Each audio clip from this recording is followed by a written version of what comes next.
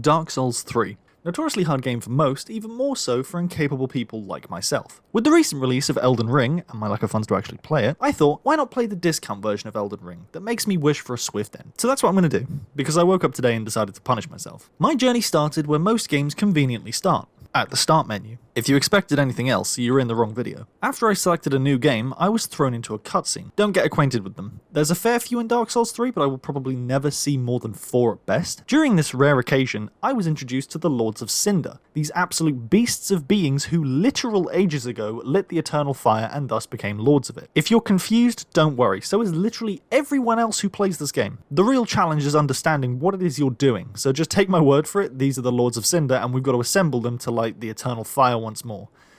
Kinda like the Avengers. These are the lords I have to hunt down. Amy Schumer, fresh off using her autistic husband as a punchline. Twitter users in their final form, hunting down those that dare disagree politically with them, or just piss them off in general. And finally, Richard Keel.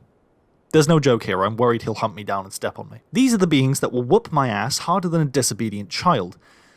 And they're not even the only things that will Chris Brown me into oblivion. Hey lads, Future Harry here. So, I said whoop my ass harder than a disobedient child, instead of whoop my ass harder than, like, a parent on a disobedient child or something. You get what I mean. The joke doesn't make sense, so, yeah. I'm not redoing all of that bit just for this one thing, so, yeah, much like Bruno, we're not going to talk about it. Ignore the little bum there, shush, you heard nothing, right? Subscribe, carry on with the video, like it or let you, love ya. After watching that cutscene, I was finally free to create my crime against nature. And thus, his name was Skullduggery. It actually fits far too well, what? Skullduggery is what we call a deprived, which in short means I start with nothing but a club and an old coffee table I found in the back of an antique shop. It's actually disappointing that I spent several minutes creating this gremlin. With my hellspawn made, I set off into the nightmare land of... wait. Oh, okay then. Skullduggery ventured forth, searching for his first of maybe 4 lives to take. I mean, seriously, look at him. If he makes it past 4, I'll be surprised. Oh, well, maybe he does stand a chance. After a quick killing spree of the supposedly dead locals, Skull came across the first of many opponents that were actually bigger than him. What, you thought I'd try and kill it? I might be playing Dark Souls, but I don't have that much of a death wish. Finally, emerging from the cemetery of the not-so-dead apparently, Skullduggery was met with an actually pretty nice view. Despite the game's difficulty, gothic theme and age, it actually looks really nice at some points. Having drank in the view like a fine wine, Skullduggery moved onward to a little bonfire. Bonfires are basically these little safe spaces I can activate, heal at, refill my Estus flask, a little healing item in the game, and get revived at when I die. We'll be seeing a lot of these, and I don't mean new ones. After another quick culling of the supposedly undead populace, Skullduggery found himself facing a large doorway leading into a small arena. Emphasis on the arena part if you haven't caught on to what this actually is. Like the mentally deficient idiot he is, Skull decided the best course of action first was to walk up to the giant and remove the one thing keeping Hulk's dad in a kneeling position. And to make matters worse, he gave him a nice clonk on the head, as if Skull wasn't already sufficiently done for.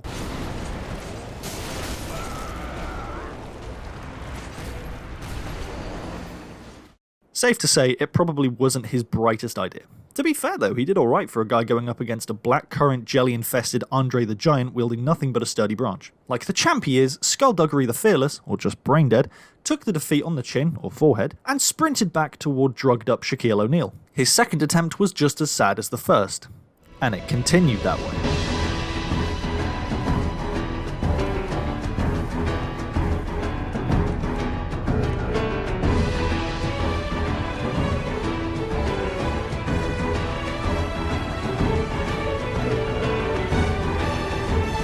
After 8 bone-shattering, will-killing, and just sad excuses of fights, Skullduggery the severely stupid finally beat the tutorial boss. The first boss of the game, supposedly the easiest one. Yeah, I'm not good at this game.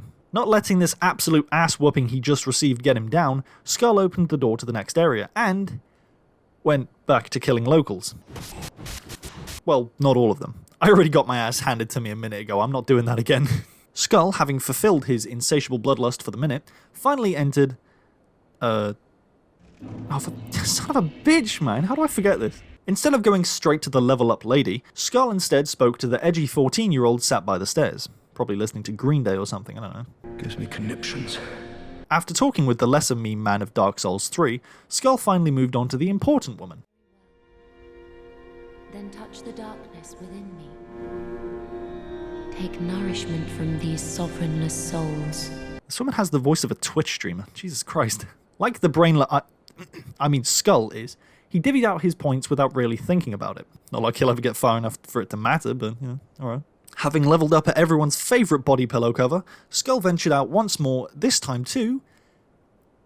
what's it called? Man, I suck at names. Now, admittedly, I spent a lot of time in a different save farming this area for souls early on. Whether that was a good idea or not isn't the point. So I actually know this area pretty well.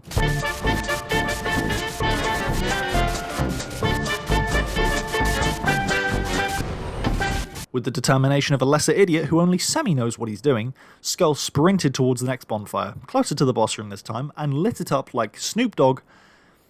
I don't know, on any day of the week. Yeah, he smokes a lot of weed. Safe to say, we were actually making some decent movements. After a nice and quick break, Skull was back up on his feet and ready to kick the world in its figurative crotch. Skull, the only kind of brain dead, went back to Firelink Shrine.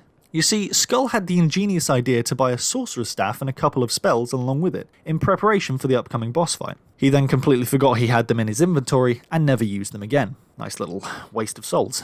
Having returned to the High Wall of Lothric, Skullduggery began his killing spree toward the boss area. Okay, right here is an ambush enemy. If I don't kill him within a certain amount of time, he'll transform into a similar deranged jelly creature as the boss that kicked my ass harder than a footballer in a bar fight. Didn't realise Mason Greenwood was in the game. Having been revived at the bonfire, Skullduggery, still armed with the remnants of the saddest tree in the forest and a pathetic loincloth, dashed forward into Satan's jaws once more. This time, Skull ignored his foes and ran in the general direction of the boss room, only making a quick left to avoid the growing swarm of enemies on his bare hobbit-like heels. It's a good thing too, as he needed the small Lothric banner in order to proceed once... well, if he killed the boss. Having spoken to the seated woman and exiting what is very clearly a boss room, Skullduggery finally made his way down the steps and past the remaining enemies to face the boss of the High Wall.